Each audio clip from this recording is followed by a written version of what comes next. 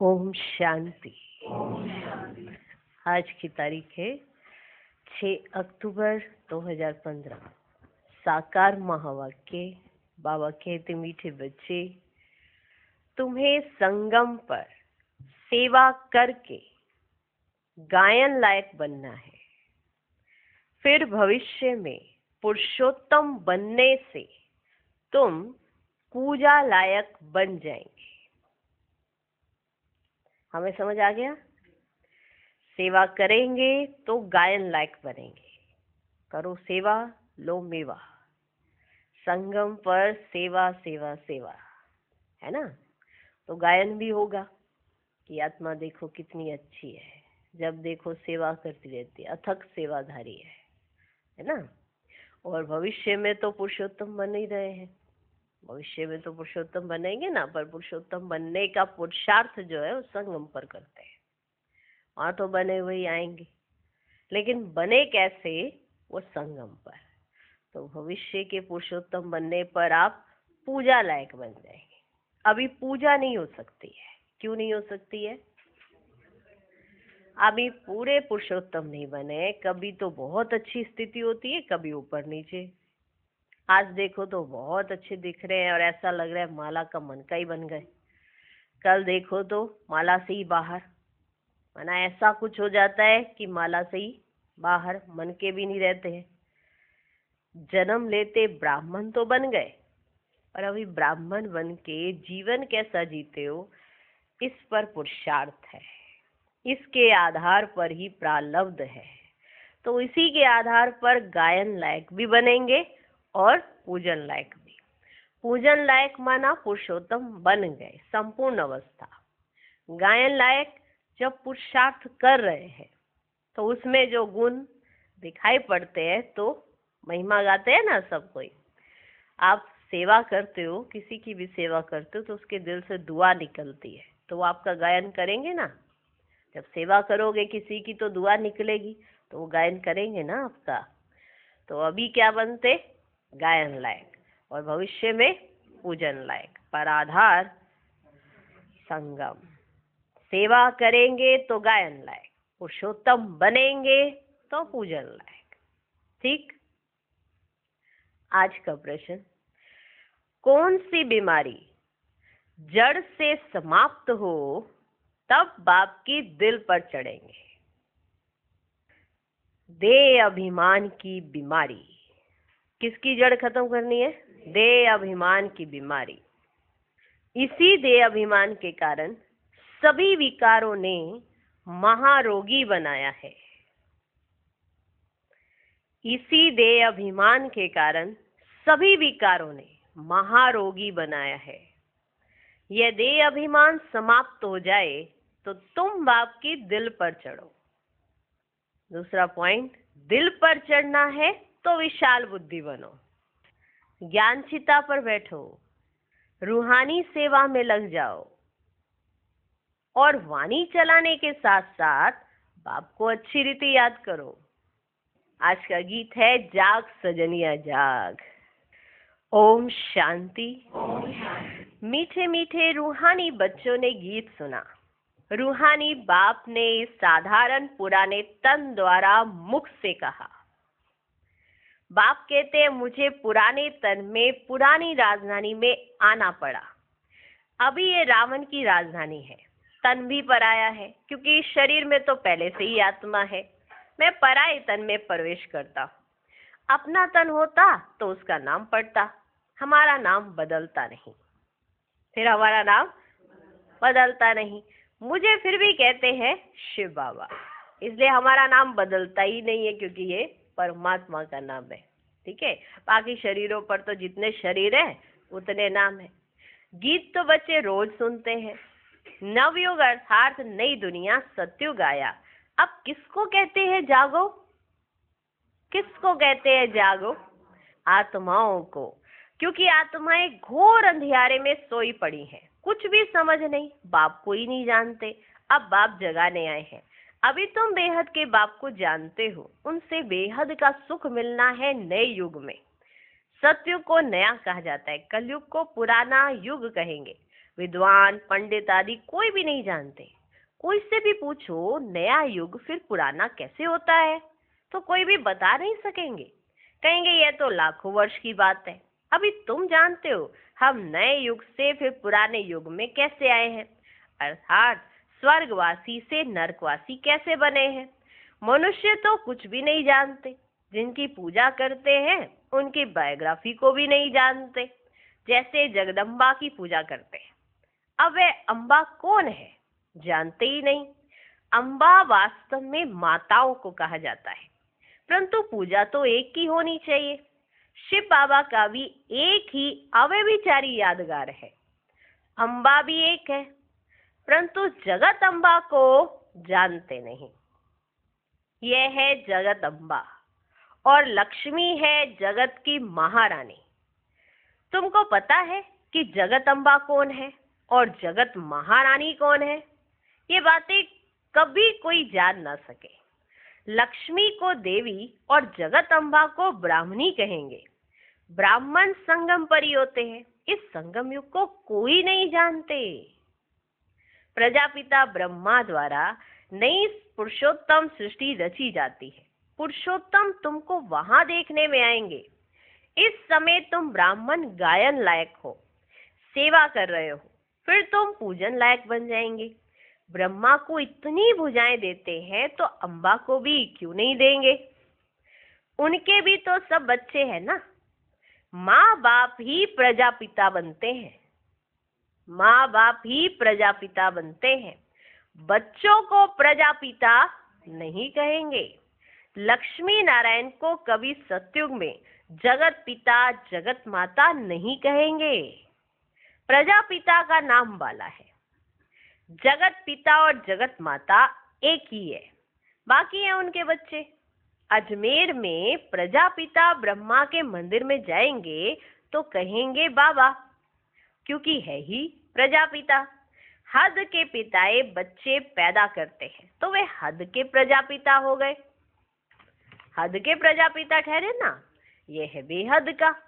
शिव बाबा तो सब आत्माओं का बेहद का बाप है। ये भी तुम बच्चों को कंट्रास्ट लिखना है।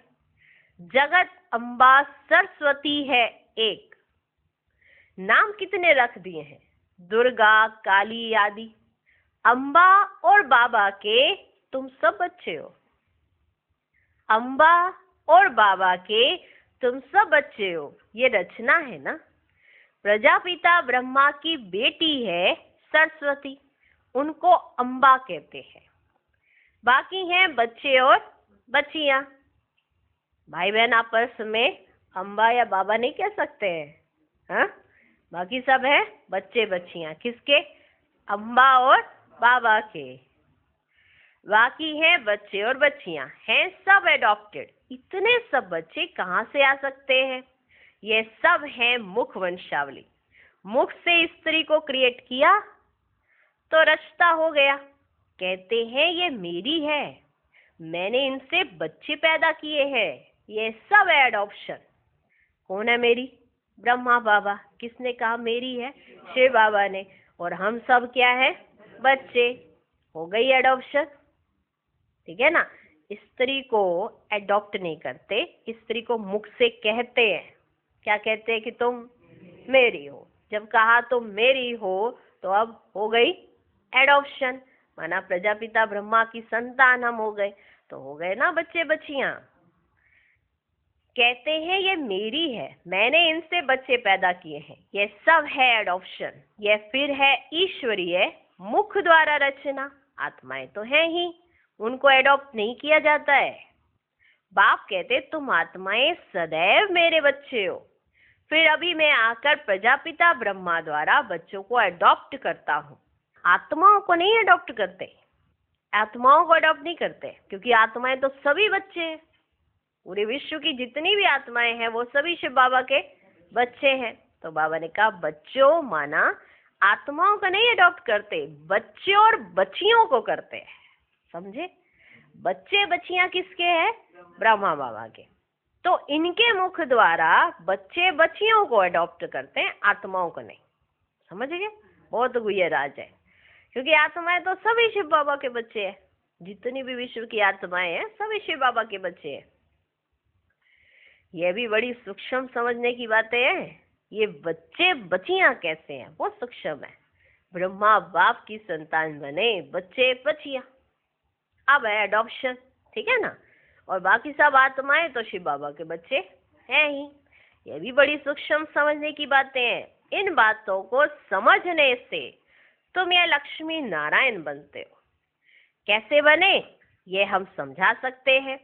क्या ऐसे कर्म किए जो यह विश्व के मालिक बने?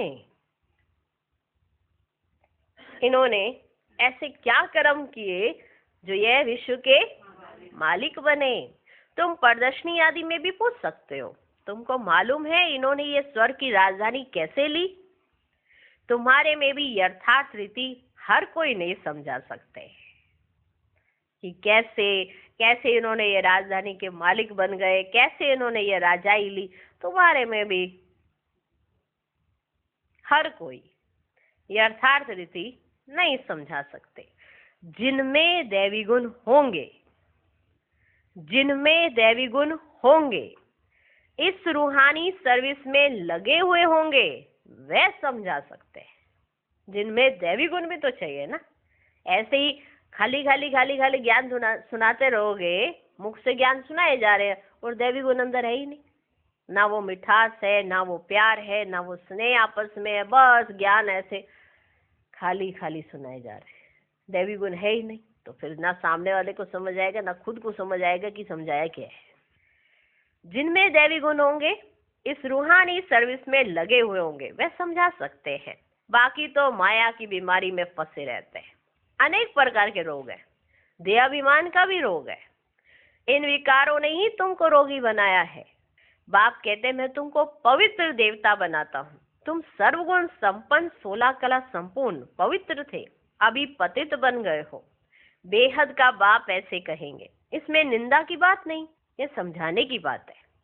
भारतवासियों को बेहद का बाप कहते हैं। मैं यहाँ भारत में आया हूँ, भारत में ही आता हूँ ना। भारत की महिमा तो अपरम अपार है। यहाँ आकर नर्क को स्वर्ग बनाते हैं, सबको शांति देते हैं, ठीक है ना। मैं भारत की बाबा कहते मैं निंदा नहीं कर रहा, ये तो समझाने के लिए शब्दों का इस्तेमाल किया जाता है कि आज हालत देखो कैसी है।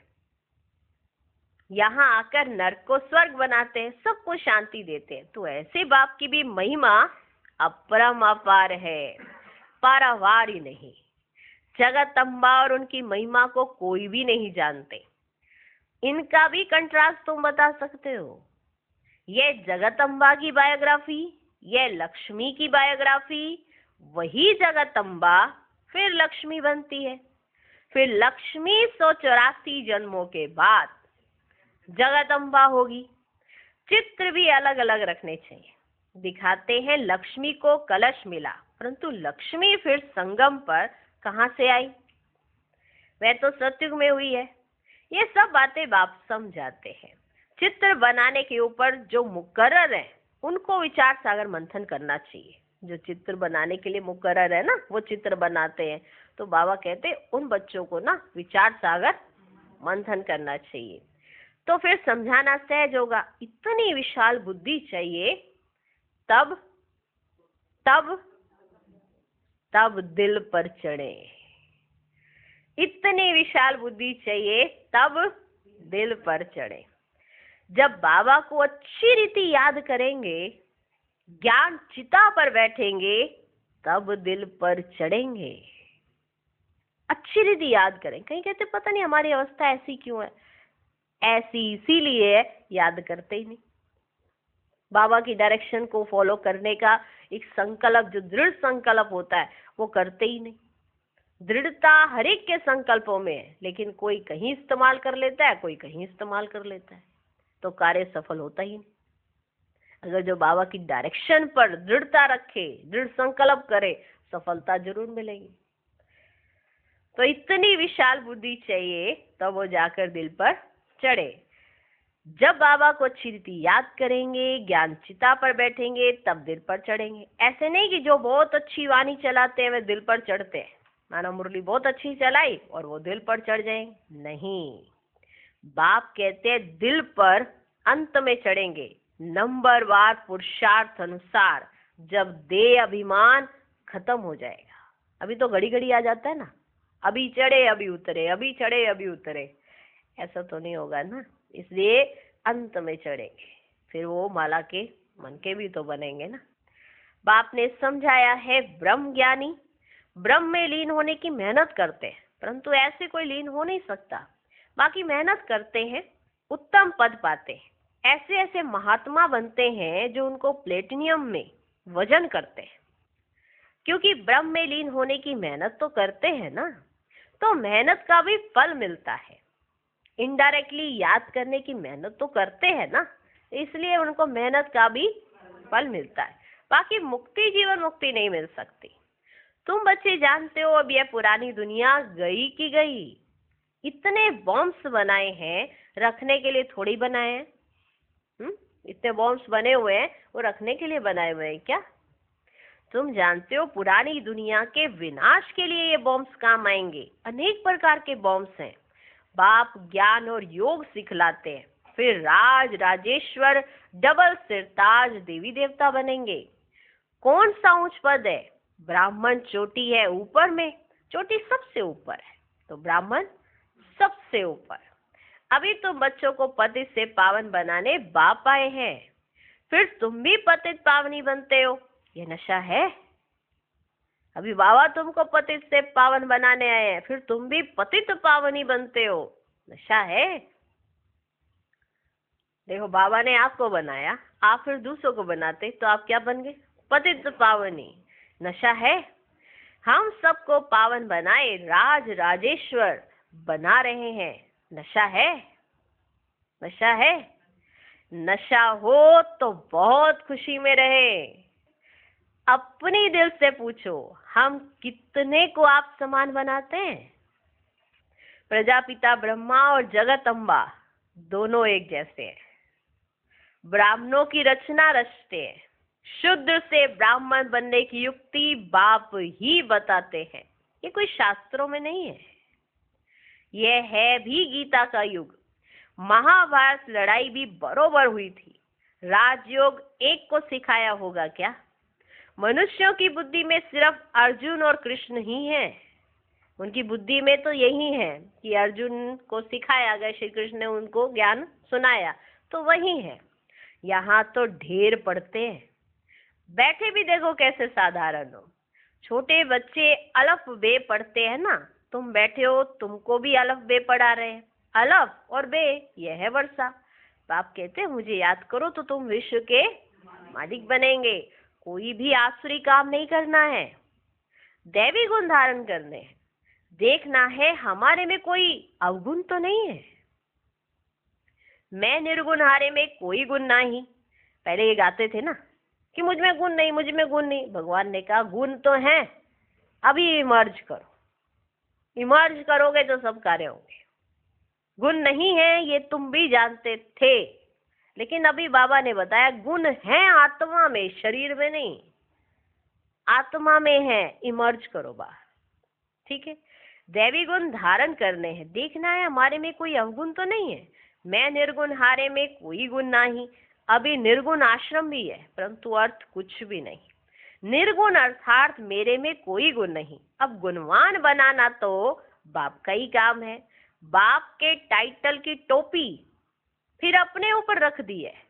बाप कितनी बातें समझाते हैं, डायरेक्शन भी देते हैं। जगत अम्बा और लक्ष्मी का कंट्रास्ट बनाओ। ब्रह्मा सरस्वती संगम के, लक्ष्मी नारायण है सतयुग के। ये चित्र है समझाने के लिए। सरस्वती ब्रह्मा की बेटी है, पढ़ते हैं मनुष्य से देवता बनने के लिए। अभी तुम ब्राह्मण हो। सत्युगी देवता भी मनुष्य ही हैं, परंतु उन्हों को देवता कहते। मनुष्य कहने से जैसे उनकी इंसल्ट होती है। उनको मनुष्य नहीं कह सकते, क्योंकि उनमें सर्वगुण संपन्न है, वो दैवी गुण है उनके अंदर, तो उन्हें देवता कहा जाता। इसलिए देवी देवता व भगवान भगवती कह देते हैं। अगर राजा रानी को भगवान भगवती कहें तो फिर प्रजा को भी कहना पड़े, इसलिए देवी देवता कहा जाता है। त्रिमूर्ति का चित्र भी है। सतयुग में इतने थोड़े मनुष्य है, कलयुग में इतने बहुत मनुष्य हैं, वह कैसे समझाएं? इसके लिए फिर गोला भी जरूर चाहिए। प्रदर्शनी में इतने सबको बुलाते हैं, कस्टम कलेक्टर को तो कभी कोई ने निमंत्रण नहीं दिया है, तो ऐसे ऐसे विचार चलाने पड़े। किसको बुलाएं, कैसे बुलाएं, क्या कराएं, ऐसे ऐसे विचार चलाने पड़े। इसमें बड़ी विशाल बुद्धि चाहिए। बाप का तो रिगार्ड रखना चाहिए, बाप का तो रिगार्ड रखना चाहिए। हुसैन के घोड़े को कितना सजाते हैं, है ना? हुसैन के घोड़े को कितना सजाते हैं, तो फिर ये कौन है? ये तो हमारे लिए भगवान जिनमें आते हैं, ये तो हमारे लिए क्या होने चाहिए, सोचो क्या होने चाहिए। एक सोच के तो देखो कि हमारे लिए क्या होने चाहिए। इनके अंदर भगवान आते हैं। हुसैन के घोड़े को कितना सजाते हैं। पटका कितना छोटा होता, घोड़ा कितना बड़ा होता है। बाप का तो रिगार्ड रखना चाहिए। हुसैन के घोड़े को कितना सजाते हैं, पटका कितना छोटा होता, घोड़ा कितना बड़ा होता है। आत्मा भी कितनी छोटी बिंदी है, उनका श्रृंगार कितना बड़ा है। ये अकाल मूरत का तख्त है ना, ये अकाल मूरत का तख्त है। सर्वव्यापी की बात भी गीता से उठाई। बाप कहते मैं आत्माओं को राजयोग सिखलाता हूँ, फिर सर्वव्यापी कैसे होंगे? बाप टीचर गुरु सर्वव्यापी कैसे होंगे? बाप कहते मैं तो तुम्हारा बाप हूँ, फिर ज्ञान सागर भी हूँ। मैं तुम्हारा बाप हूँ, फिर ज्ञान सागर भी हूँ। तुमको बेहद की हिस्ट्री ज्योग्राफी समझने से बेहद का राज्य मिल जाएगा। दैवी गुण भी धारण करने चाहिए। माया एकदम नाक से पकड़ लेती है। चलन गंदी हो पड़ती, फिर लिखते ऐसी ऐसी भूल हो गई, हमने काला मुंह कर लिया। यहाँ तो पवित्रता सिखलाई जाती है। फिर अगर कोई गिरेंगे भी तो फिर उसमें बाप क्या कर सकते हैं? घर में कोई बच्चा गंदा हो पड़ता है, काला मुंह कर देता है, तो बाप कहते हैं तुम तो मर जाते तो अच्छा है। बेहद का बाप भर ड्रामा को जानते हैं, फिर भी कहेंगे तो सही ना। अगर कोई गलत कार्य करता है, अब कहेंगे ड्रामा कह दो ना, उस समय कह दो ना ड्रामा। उस समय ड्रामा नहीं कहा जाएगा, समझानी देनी तो पड़ेगी ना। अब बाप कहे ही नहीं तो बच्चे को समझ कैसे आएगी? तो बाप तो कहेंगे ना, कहेंगे तो सही ना। तुम औरों को शिक्षा देकर खुद गिरते हो तो 1000 गुना पाप चढ़ जाता है। कहते हैं माया ने थप्पड़ मार दिया। माया ऐसा घुसा मारती है जो एकदम अक्ल ही गुम कर देती है, अक्ल ही गुम कर देती है। बाप समझाते रहते हैं, आंखें बड़ी धोखेबाज है, कभी भी कोई विक्रम नहीं करना है। तूफान तो बहुत आएंगे, क्योंकि युद्ध के मैदान में हो ना, पता भी नहीं पड़ता कि क्या होगा। माया झट थप्पड़ लगा देती है। अभी तुम कितने समझदार बनते हो। आत्मा ही समझदार बनती है ना, आत्मा ही बेसमझ थी, अब बाप समझदार बनाते हैं। बहुत देह अभिमान में है, समझते नहीं कि हम आत्मा है। बाप हम आत्माओं को पढ़ाते हैं, हम आत्मा इन कानों से सुन रही हैं। अब बाप कहते हैं कोई भी विकार की बात इन कानों से ना सुनो। अब बाप कहते हैं कोई भी विकार की बात इन कानों से ना सुनो। बाप तुम्हें विश्व का मालिक बनाते हैं। मंजिल बहुत बड़ी है। मौत जब नजदीक आएगा तो फिर तुमको डर लगेगा। मनुष्यों को मरने के समय भी मित्र संबंधी आदि कहते हैं ना, भगवान को याद करो, या कोई अपने गुरु को याद करेंगे, देहधारी को याद करना सिखलाते हैं। बाप तो कहते हैं मामीकम याद करो। ये तो तुम बच्चों की ही बुद्धि में है। बाप फरमान करते हैं मामेकम याद करो। देहधारियों को याद नहीं करना है। माँ बाप भी देहधारी है ना। मैं तो विचित्र हूँ, विदेही हूँ, इसमें बैठ तुमको ज्ञान देता हूँ। तुम अभी ज्ञान और योग सीखते हो। तुम कहते हो ज्ञान सागर बाप द्वारा हम ज्ञान सीख रहे हैं राज राजेश्वरी बनने के लिए। ज्ञान सागर ज्ञान भी सिखलाते हैं, राजयोग भी सिखलाते हैं। अच्छा सुना, ज्ञान भी सिखलाते, राजयोग भी सिखलाते, ज्ञान ज्ञानेश्वरी भी बनाते, राज राजेश्वरी भी बनाते। अच्छा, मीठे मीठे सिकिलते बच्चों प्रति माता पिता बाप दादा का याद प्यार और गुड मॉर्निंग। रूहानी बाप की रूहानी बच्चों को नमस्ते। हम रूहानी बच्चों की भी रूहानी बाप को नमस्ते नमस्ते नमस्ते। Good morning good morning good morning. धारणा के लिए मुख्य सार, पहला पॉइंट, समझदार बन, माया के तूफानों से कभी हार नहीं खाना है। आंखें धोखा देती हैं, इसलिए अपनी संभाल करनी है। कोई भी विकारी बातें इन कानों से नहीं सुननी है। दूसरा पॉइंट, अपने दिल से पूछना है कि हम कितनों को आप समान बनाते हैं। मास्टर पतित पावनी बन, सबको पावन माना राज राजेश्वर बनाने की सेवा कर रहे हैं। हमारे में कोई अवगुण तो नहीं है। दैवी गुण कहां तक धारण किए हैं। आज का वरदान,